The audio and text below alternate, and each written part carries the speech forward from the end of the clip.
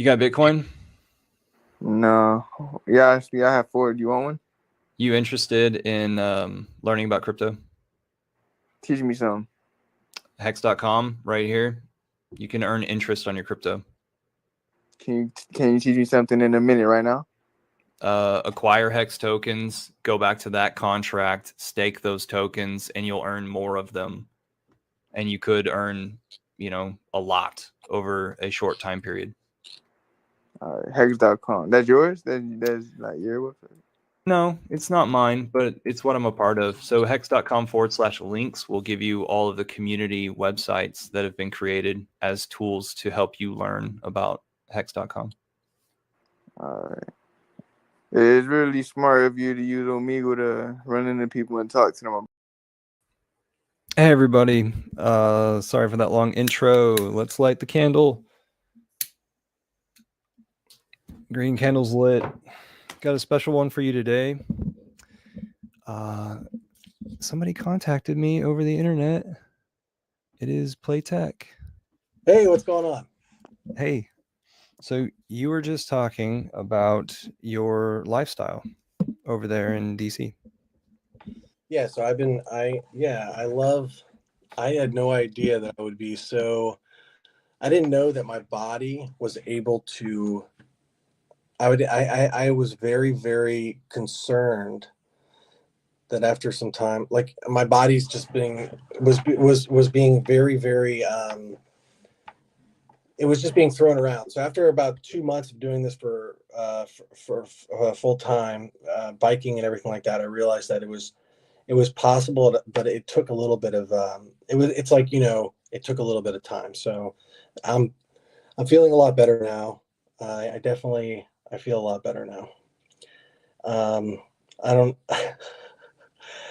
I the idea of biking, and I love the idea of biking. I like the idea of being able to be outside all day instead of being in an office. I like the idea of being around, being outside in the environment. How So do that's people? why I sold my car. How do you pick up leads on your work?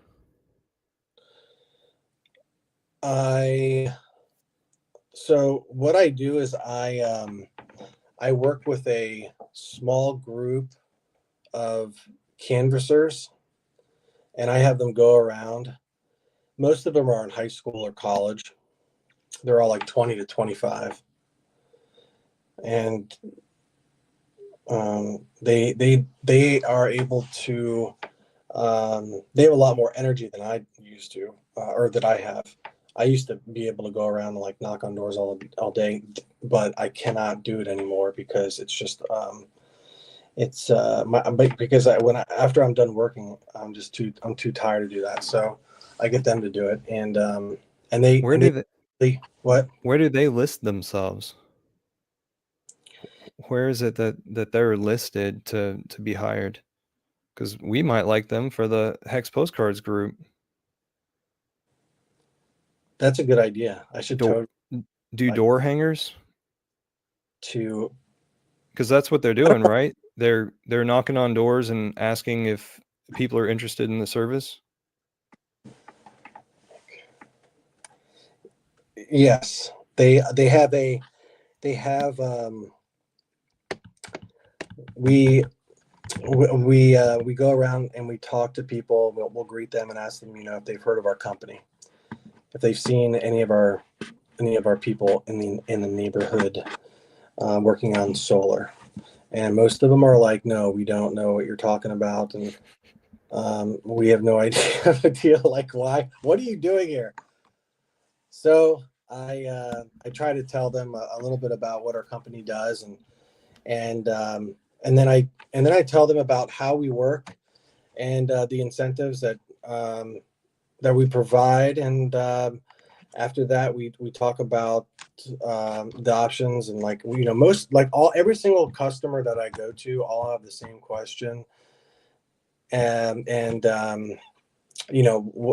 so after that, what I do is when I'm done, I try to sign them up with like a consultation or like a closing consultation to have like one of my closers come in and close the deal for us, and then show them how we close, and show them like what we do, and how solar works, where do the panels go, how much they cost, and then it takes about 45 minutes, like the whole thing. What do you leave with them when you leave? What do you leave as like notation? Like, do you leave a magnet with them? Do you leave paperwork? Do you leave a pamphlet? I'm thinking like a magnet on the refrigerator, letting you know like how long it would be before you paid it off.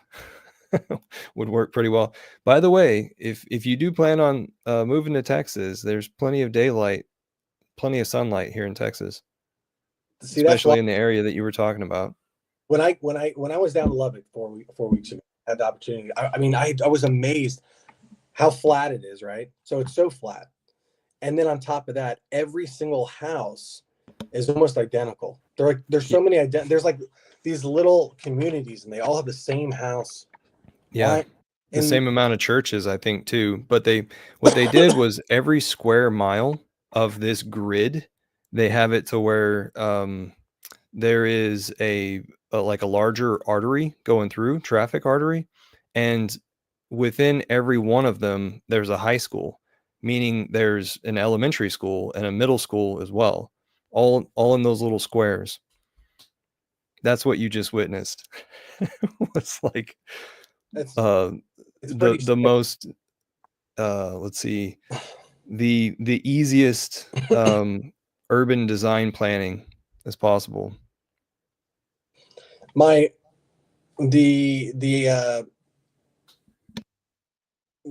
of the accounts that I try to close, they all have, that's been really difficult because they all have the same style house, and the houses in DC are a lot different than they are in Lubbock. But they're all different in Lubbock. Lubbock has like the same houses, but they're all smaller. They're very small. All of them have the same.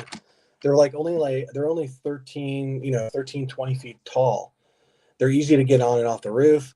You don't have to run a lot of conduit down the side of the roof. They're very, and it's really inexpensive to install.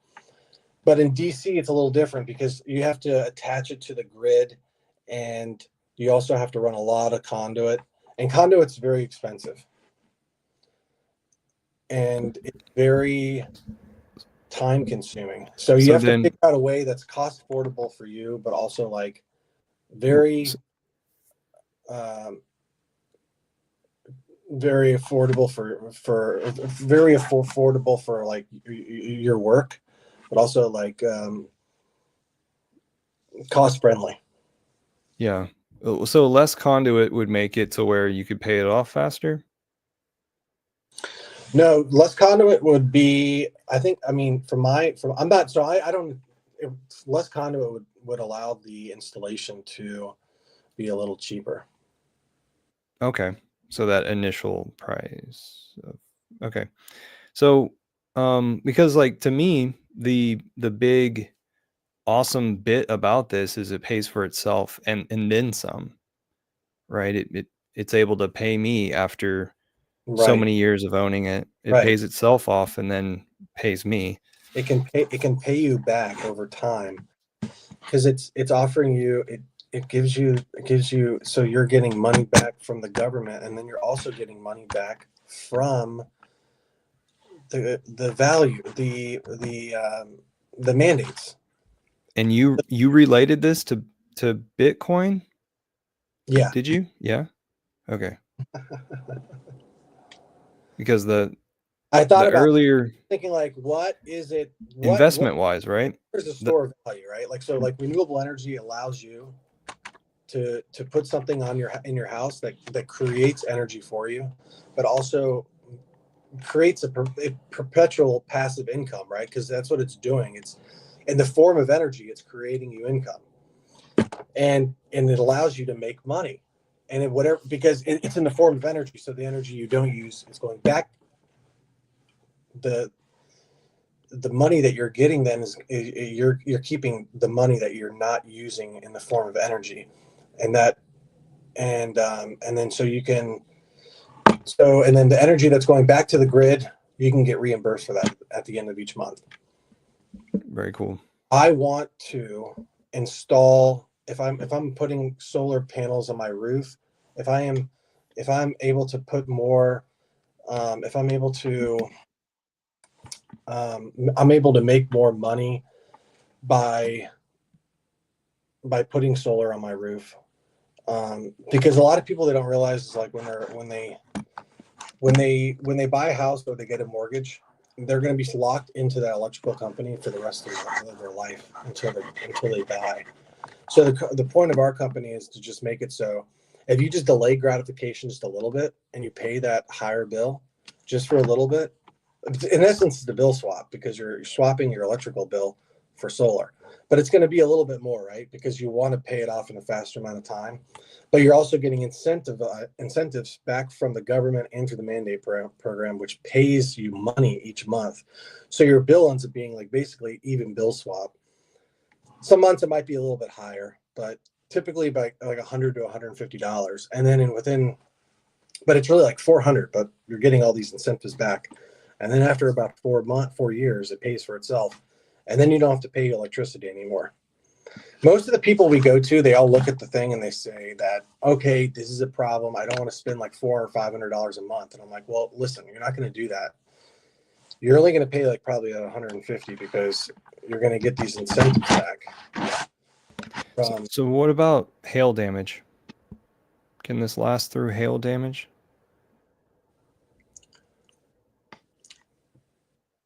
Yes or no? Yes and no. Okay.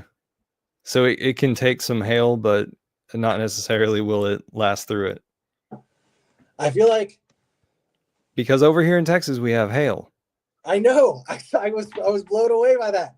I couldn't believe it when I talked to my aunt. She said there was some hail there like a couple weeks ago, and I was like, "You got to be kidding me!" So we went down there, and I swear it was like it was 30 degrees the first night we were there, Mm-hmm. and the next day it was like 70. Yeah, it fluctuates. No wonder you guys have hail. The weather is so unpredictable, and I think the hail is going to be. The hail's going to be a problem, but there's like different coatings you can buy, and there's different ceramic coatings that you can put on top of them that'll protect them. Yeah, you can put a special layer over the top, huh? Yes. A little compaction layer. It's still transparent. Yes. So in Lubbock, there's also dust storms that come through, and so that would leave a little bit of sand on top of it, but it's basically only once a year that it gets bad enough to swallow the city. It's pretty interesting. Okay.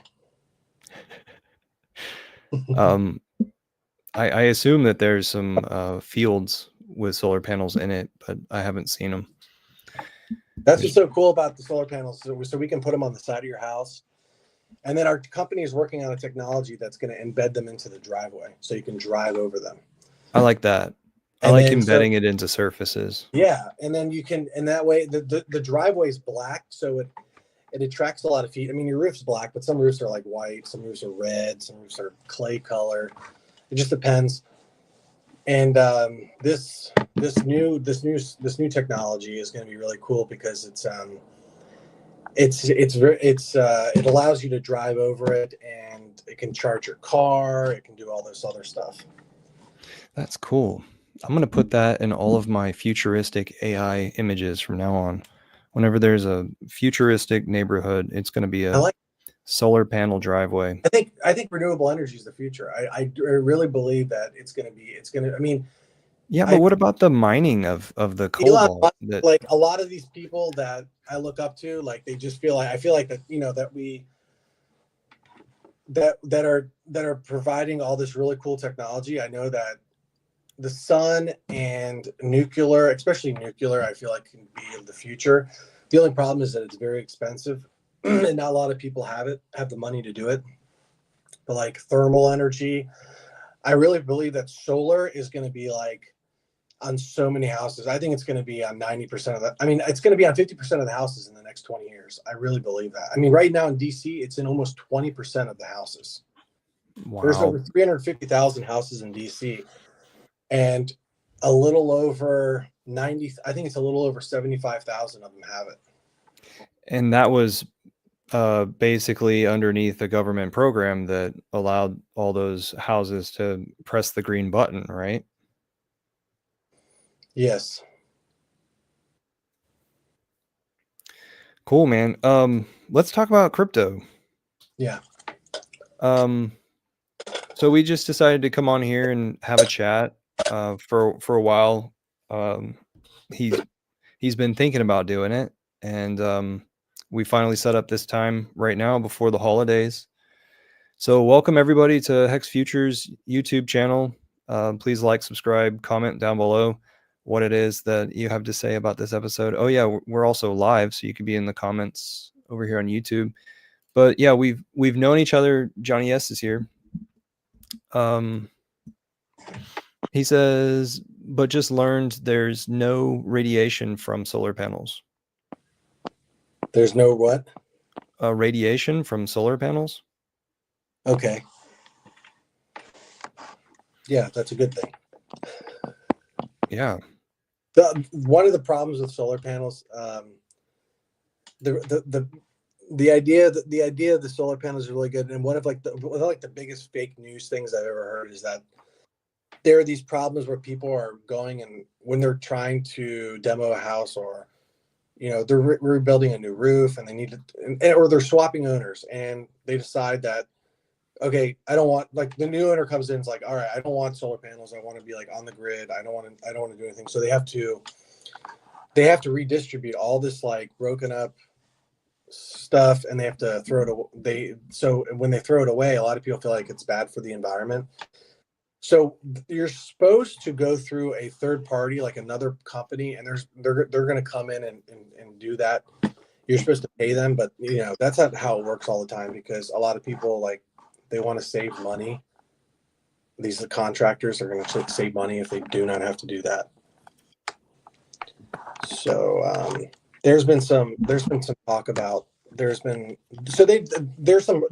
my point is, there's a lot of regulation that still needs to be done. And I think in the future, I think as more and more things start to change, I think that solar energy is going to be the go-to energy moving forward. Plus it's so decentralized, right? It allows people to harvest their own energy. Kind of like Bitcoin, right? You're mining your own Bitcoins. It allows you to mine your own energy. And then there's other companies in California that are there. I'm sorry, I'm going off. There are these companies in California that are working on, when you're selling your energy back to the grid, giving you money for it. So putting a value, like a dollar value, on the energy, and then when you send it back, you can trade it on the open market. So more immediately fitting the need that you want, or more immediately fitting your wants of paying you. He's made so much energy that he's allowed to sell it at a fraction of a cost to unlike the other guy down the street who's made just a little bit of energy. So he has to charge more for the energy that he's releasing into the open market, into the grid, because he needs to pay for his electricity. And so you could buy it at a lower price from someone else. All right. But that's like a lot of AI and a lot of technology.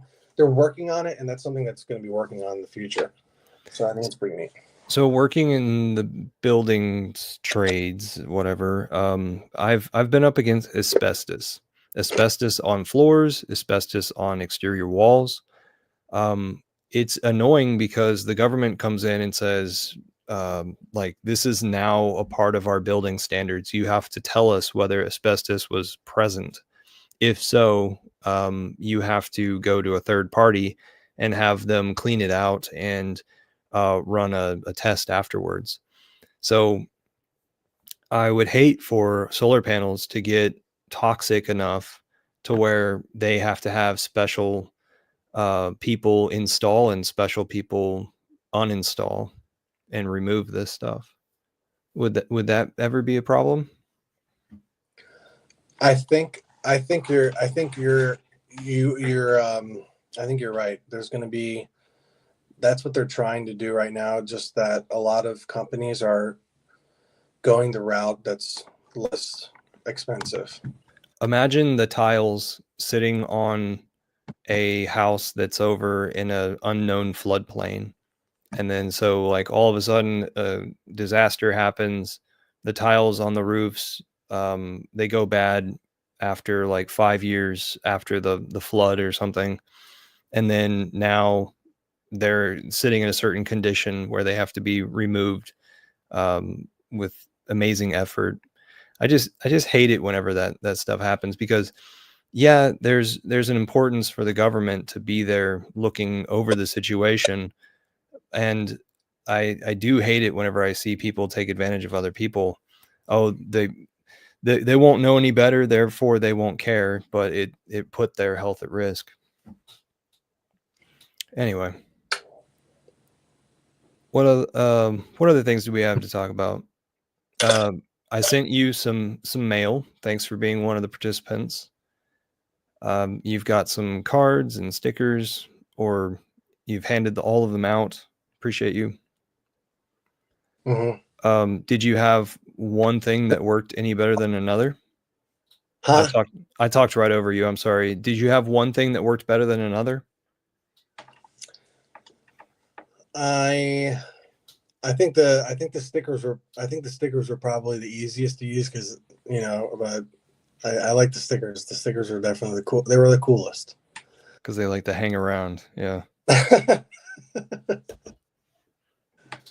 Sorry.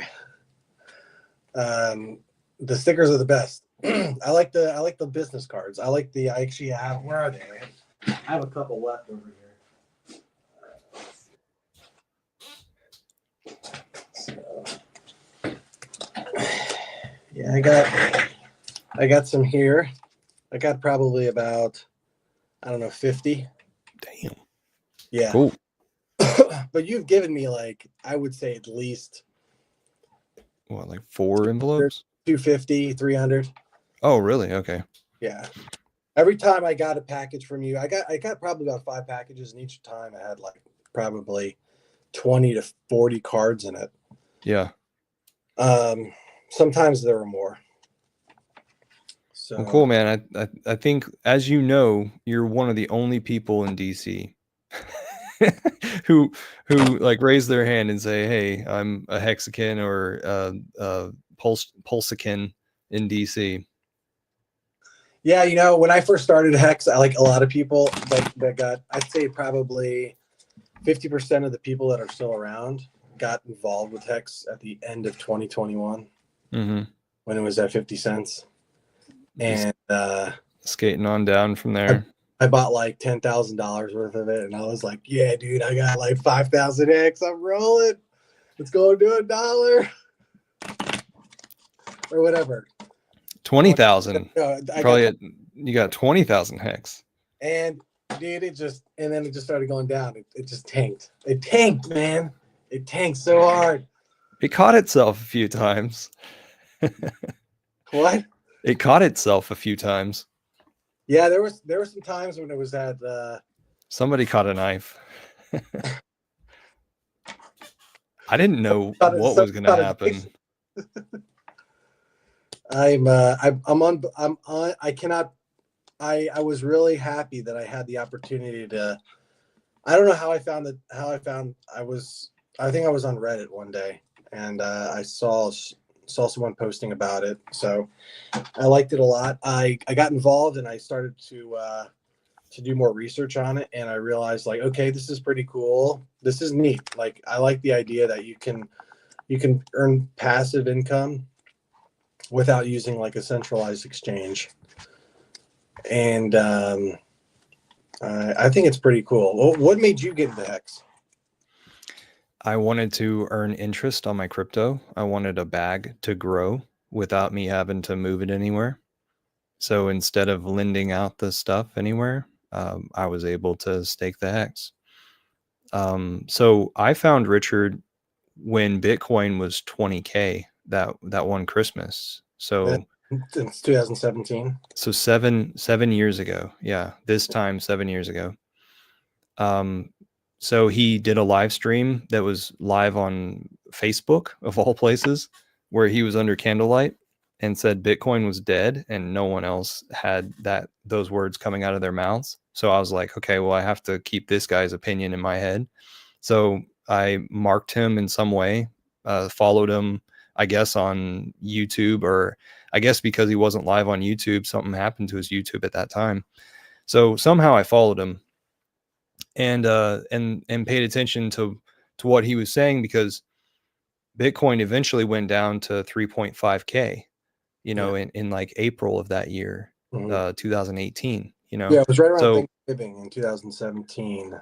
So that whole time I was trying to figure out when it was that I was going to buy more Bitcoin, because I'm like, once it reaches a bottom, it's going to go back up. And this is just my discount time. But the whole time I'm paying attention, I'm also like tapped into people's opinions that I care about, which Richard was one of them. And then he announced that I'm going to create something that's going to allow you to earn interest on your 3 years coins. before he launched Hex in 2020, so this was like 3 years before that. So like 3 years before Hex's launch, he did not talk about launching a coin. He gained a following, and then he announced that he was going to launch a coin, and it took like 2 years or 1.5 years for him to finally launch it. And then so once he said that he was going to launch the coin, then he said that there was a referral program to go over to the website and have it to where you can start handing out referral stuff. And that's where like cookies will go into somebody else's computer and give you the credit that they put into the AA lobby, the anteing up of the ETH every day for the year. So, so at that time I joined the Hex crypto Telegram group, and inside of that, like, everybody was anticipating, just like what we experienced with the Pulse chain and the Pulse X sacrifices, where everybody was in a group chat and they were just like, it's going to launch within 2 months. It's going to launch within 3 months. It's going to launch before the end of the year. So like everybody's making their speculation of what this thing's going to be like. And then he whips out the AA lobby, because the way that the AA lobby was fair was that the Bitcoiners were able to free claim, while the Ethereum guys, it was in their native coin. So they already had plenty of that coin. So both guys could equally get in, both of these, the two best cryptos at the time, because to transfer the whales into Hex, to have it to where more people are involved. What is this AA? The AA is the Adoption Amplifier lobby that happened for the first year of Hex. Okay. And so it ended with the big payday. Yeah, I remember that. And so the big payday had it to where you had the big payday. You have a percentage added to your stake as long as you staked through big payday. So you can no longer qualify for big payday. Mm-hmm. As of that first year ending. Amazing. So some people have big payday bonuses coming to them, in the future. The longest would be, right now, the longest would be like a 11 or a 10-year stake, because so many years have passed now. How does the big payday work? Because that's something that I didn't really dive into. That's like, because like I didn't have any, I don't have any skin in the game. So as you got a huge bonus as long as you staked through that day. So some people tried to game the system by buying Hex right before that day, staking it through that day, and ending their stake that day and selling their Hex tokens because they were expecting this bonus. But what happened was the price went ahead and dipped to where they just basically stayed even, because there was this, influx of inflation in the system. The OA account It's one of the only times that it ever interacted, if any. It staked for that one day so that people couldn't game the system. And because it staked, it took a majority of the what is it?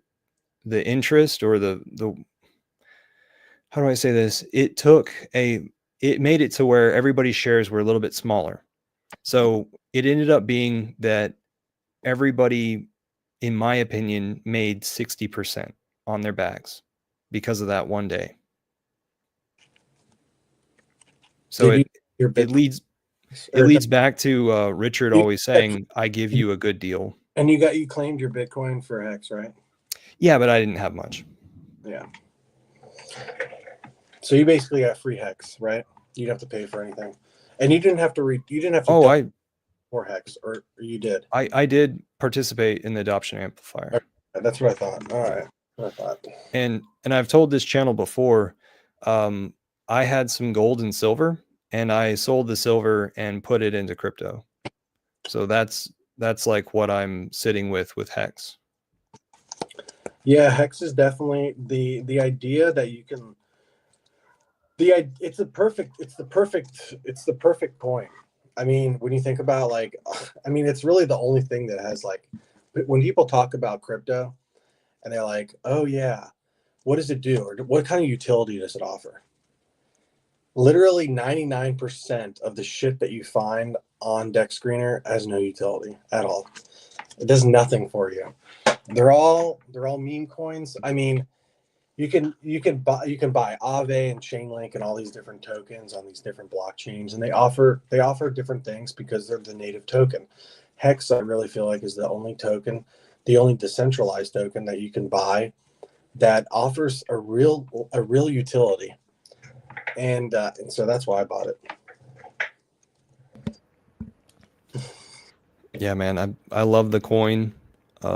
And there's so many people who recognize how awesome it is, and it's fun to connect with so many people on that level too.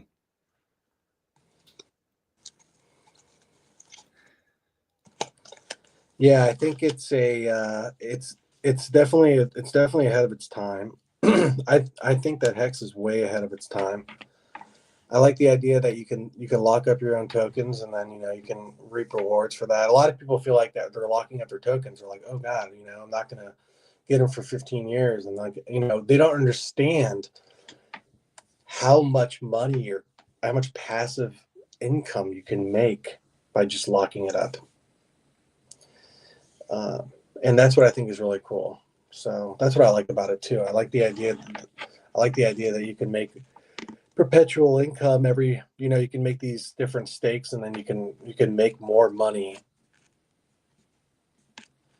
just by staking. Yeah, I love it that we can sleep instead of selling it, earn. right? I'm trying to time Yeah. it. So when I bought Hex, and it went from 50 cents to when it went from 50 cents to 15 cents, even though I was down I was down 35% or 45%. I had T shares. I had a lot of T shares, so I was staked out for a lot of years, and the amount of Hex that I was accruing daily would balance out how much I'm down. So I like that. I like that a lot. That's really. I've heard that situation from somebody who was buying. Let's see, they were buying completely after the top, and they sort of DCA'd, and they were staking as they were DCAing, and so they're pretty much even, or they're a little bit better than even. It's so hard to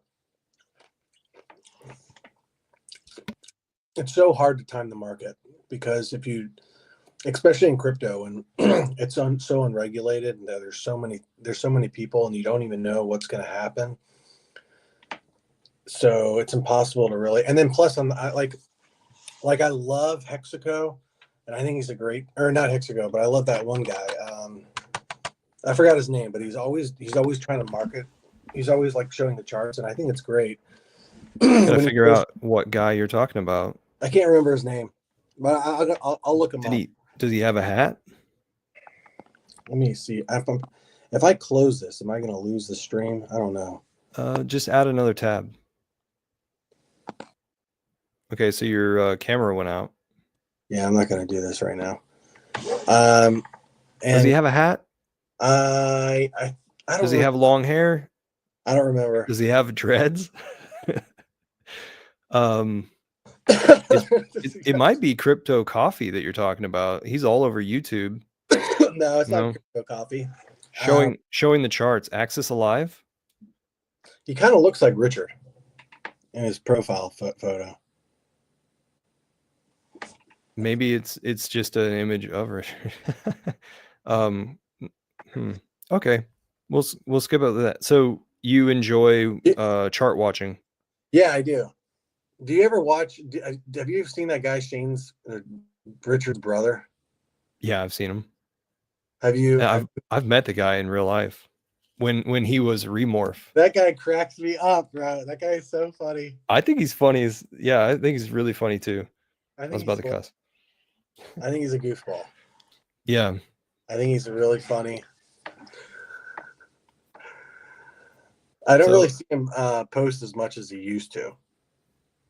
He's doing a lot on TikTok or Instagram. So like he's taking it to the he's boots on the ground, strapping it over in another ecosystem. Because you're on Twitter, right? Twitter and YouTube. Do you? So if you decided if would you ever go back and buy more Hex if you had the opportunity? I fortified myself pretty well. Like I could go and buy more Hex with the pulse that I have, you know. Mm-hmm. Like how much of these coins should we be holding, and when is it that they're going to gain in value?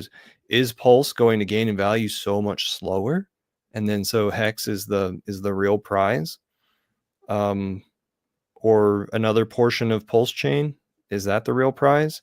Is Richard's plans for his next project with Ink maybe going to be the thing to game?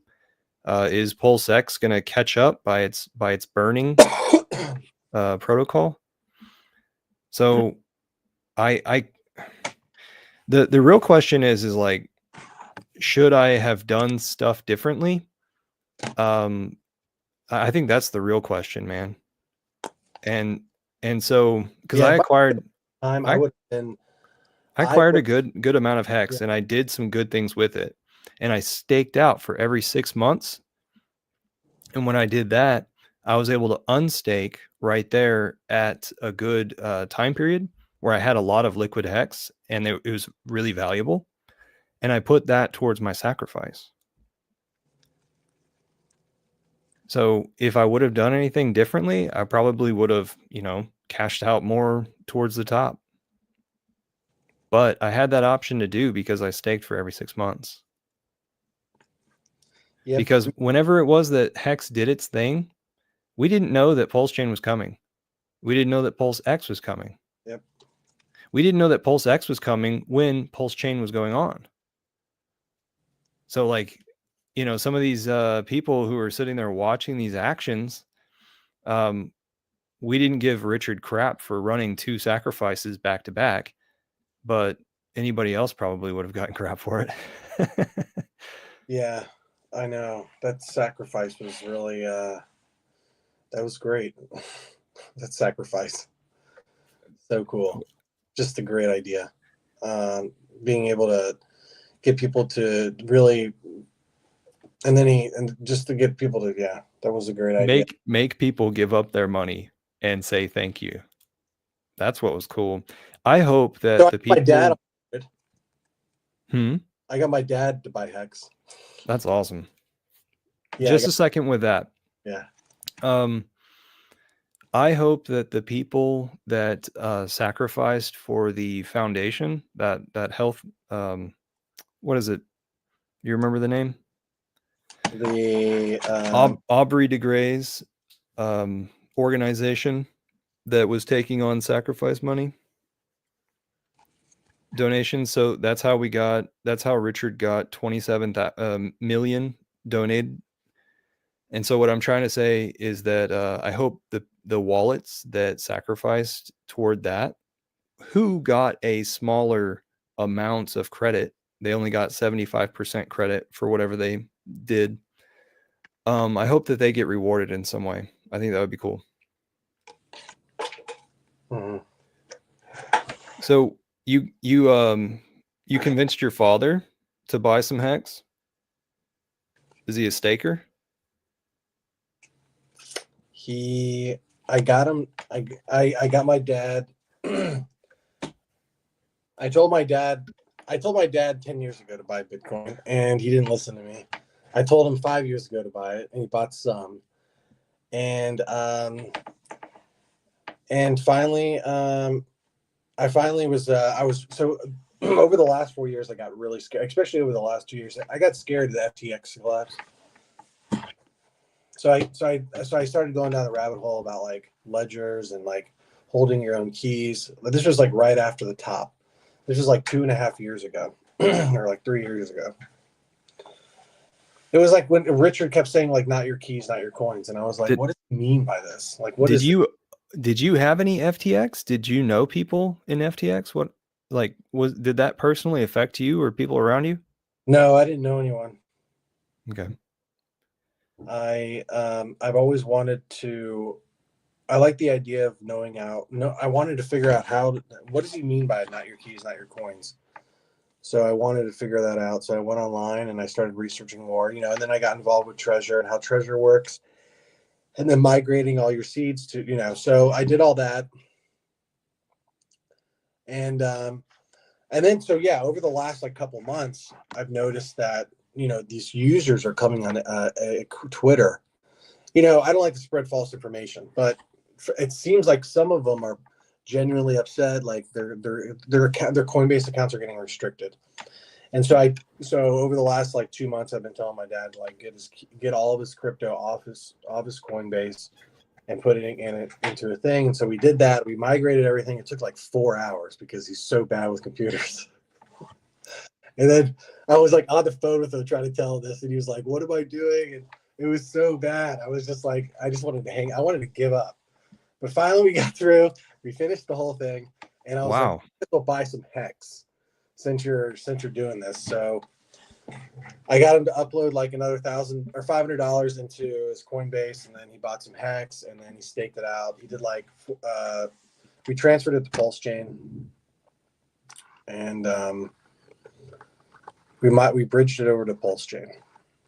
And so he's got some hex, he's got some ink, and I don't know if he's going to be really I don't know if he's going to be watching it that much, because he doesn't know how to read Dex Screener and look at graphs. So he's got some eHex put over the bridge to Pulse Chain? Yeah. Is that what you're telling me? eHex. And we bought it on a good night too. We did it at like, because it was the end of the night, it was like 11 o'clock and the Gwei was so low. So we ended up swapping it for like $7 or like $10, which was great. And then we bridged half that over, like 250 over to Pulse Chain, and then we bought some ink, some teddy bear, some Pulse X, some Pulse Chain, and I think we bought ink, and then hex on Pulse Chain. So how about that teddy bear? You like teddy bear? I think teddy bear is a narrative that if this really wants to go, I think teddy bear is going to go.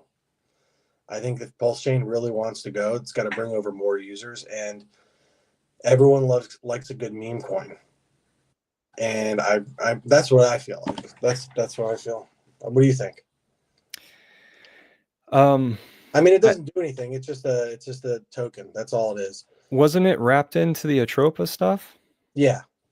Okay, so that's something of interest where there's a community architecting it, and then it's got like its built-in tribe with B-Roots manning it up. So like they're working for free, and it's a cultish sort of thing. So In those ways, I like it. And then also over there on Pulse Chain, brings eyes to Pulse Chain.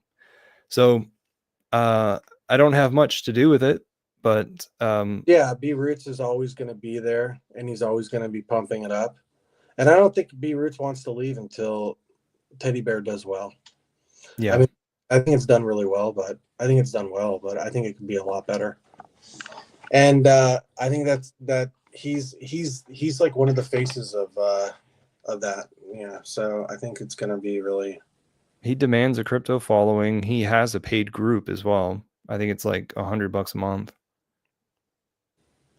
Okay. I'm not sure though. I'm not sure the expense of it. That is. Yeah, it's good to know like what everybody's offering so that we can understand who is friend and foe. One thing I really, really wish I did when I first started getting into Hex was putting more into the liquidity pools, and I did not do that, and I regret doing that. Not doing that. I wish I got more involved with that because it just. So, did you do that?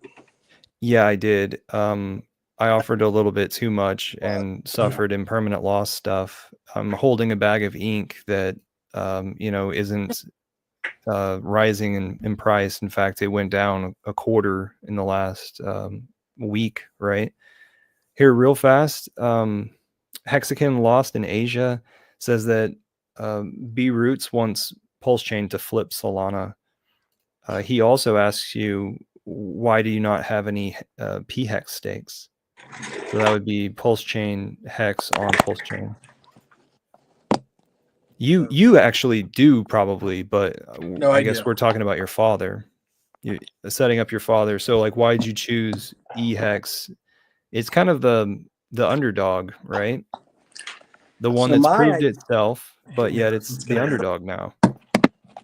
So I think like anything that you bring into this world, the first I think that EHEX was his first thing that he brought in, and I Yeah. think that it's always going to be there.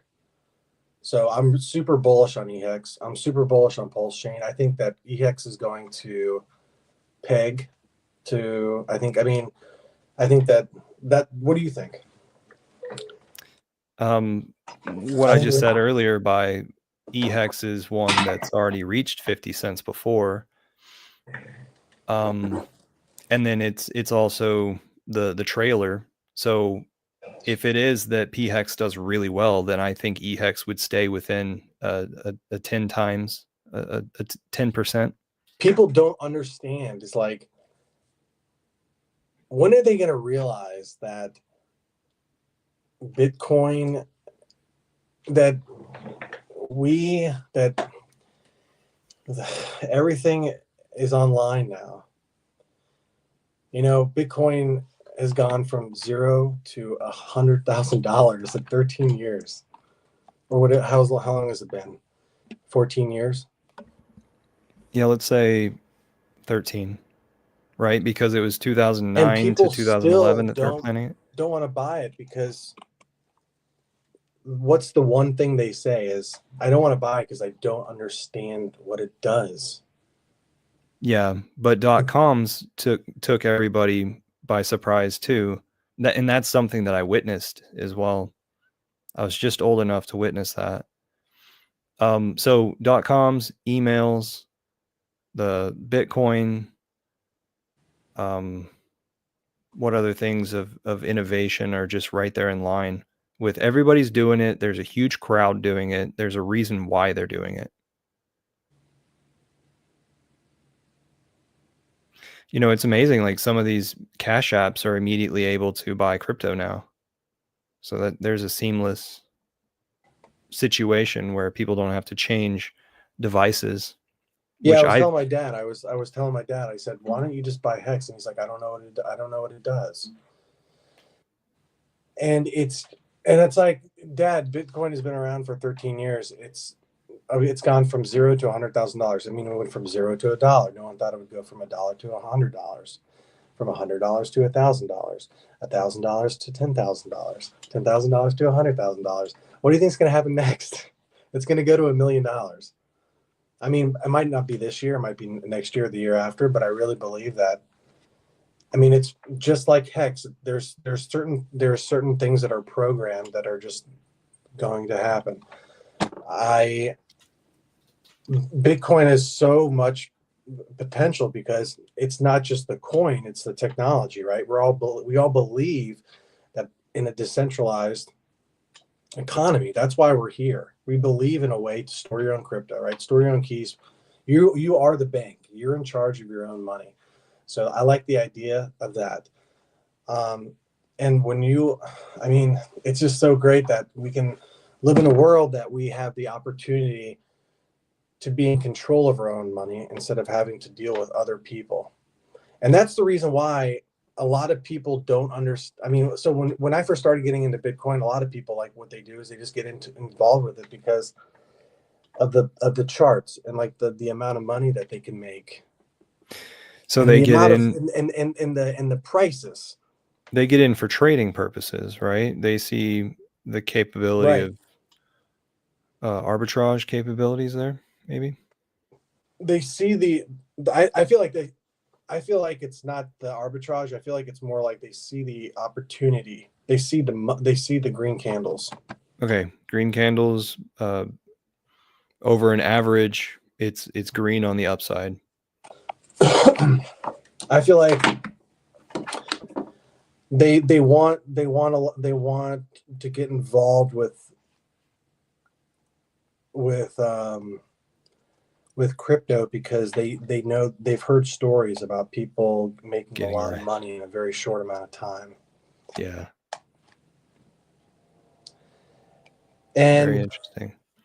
but as I dug down the rabbit hole, like I started going more and more into Hex, I realized that there's more to it than just like, there's more to this than buying Bitcoin or buying other things or buying these meme coins. I feel like that you can being in charge of your own money is more important to me than or being in charge of your own assets is more important to me than like living somewhere where someone else always has their hand inside, like trying to do something. Yeah, I set up a bank account for crypto stuff, and I didn't really need it the way that I thought I was going to. And it was over there at Wells Fargo. And they charge you for a minimum inside the account. If you don't have a certain amount, then they start chipping away. And so I think the number was like $200. And so I allowed the thing to get under $200 for some stupid reason. And they started feeing me like $30.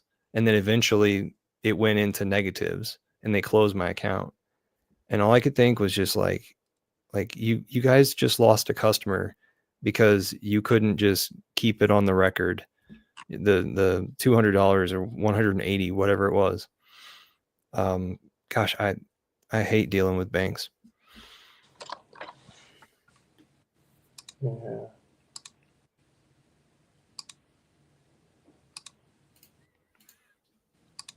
Mexican Lost in Asia agrees with you 100%. Don't like other people's hands in your pockets, I guess. Let's see, what else do we have?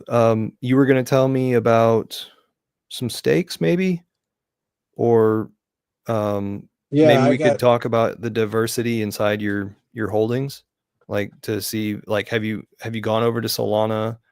Have you been trying out other chains? Have you been trying out meme coins anywhere? So when I was there for the snapshot, so I got a lot of my Hex stakes transferred over. So okay. I was able to liquidate those and those stakes on time, and then I was able to make the money on that, which was great because the other stakes were too expensive, to end. But some of them weren't. But then some also didn't. They weren't very expensive, but the price went down so much that I was losing about 30 to 40%. So it would be better for me to buy more Hex instead of any mistake. Right. And what else did I do? I bought a bunch of And then when Pulse Chain launched, I did a bunch of stuff. I did a bunch of stupid things. Like first movers, you know, I had a bunch of free coins. I had like all this Shiba Inu and all these other cool coins that were copied over, and I sold them way too early. And Okay. some of them I kept. So, what else? I got into PDI. I got PDI a bunch of years ago. That was cool. And then I got some. I got the. Are you still holding that Bear. PDI? Are you still holding the PDI? Yeah, I'm still holding the PDI. I'm not going to sell it. All of it, or have you been fractioning it off? I've sold some of it, but I'm not going to sell it until it goes to $1. Awesome. Okay. It's not happening. Well, I'm just asking people, you know, are you keeping 10% just in case it goes to $1, or are you keeping 20%, or are you keeping the whole thing and you're just like all or nothing? I think it's a great narrative. What do you think? I mean, there's so many cool things about PDI, and you know, it's really cool. There's a case no of one knows hopium. anything about really when it first started. It was just all, I thought it was all speculation, and then I watched this video a year ago about like all these different wallets that were connected and all this other cool stuff, and I was like, all right, I can see how this works. Okay. Yeah. All right. I heard there was a group doing something, and I was like, oh, okay. And then the price went up and then tanked. And so I was like, oh, I guess it didn't work out. So then last year in December sometime, I went ahead and purchased a little bit just to secure the position. But it wasn't a decision that was made on any solid knowledge. So I couldn't recommend it to anybody. And I still, sadly, can't recommend it to anybody. Even though it's a great onboarding tool, with you know, great possibilities, upside, hopium. Well, I mean, yeah, and like I believe that. I mean, what would be better, honestly, than having an organic, stable coin that grew organically on a brand new blockchain? That's pretty cool. It is pretty cool. I think it's pretty neat, and I think it's possible. And also, it would say a lot about the blockchain, and it would say a lot about the people that are involved, and I think it'd be pretty neat. I agree with you. When it all comes down to it, it's all about Hex. I think Hex, I'm super bullish on Hex.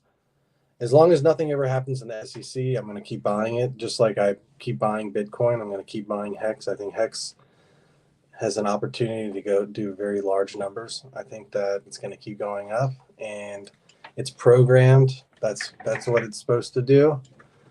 So I'm going to keep buying Hex. I think Hex is a great opportunity, and I think that a lot of people that want to, I think there's a lot of opportunity there. So,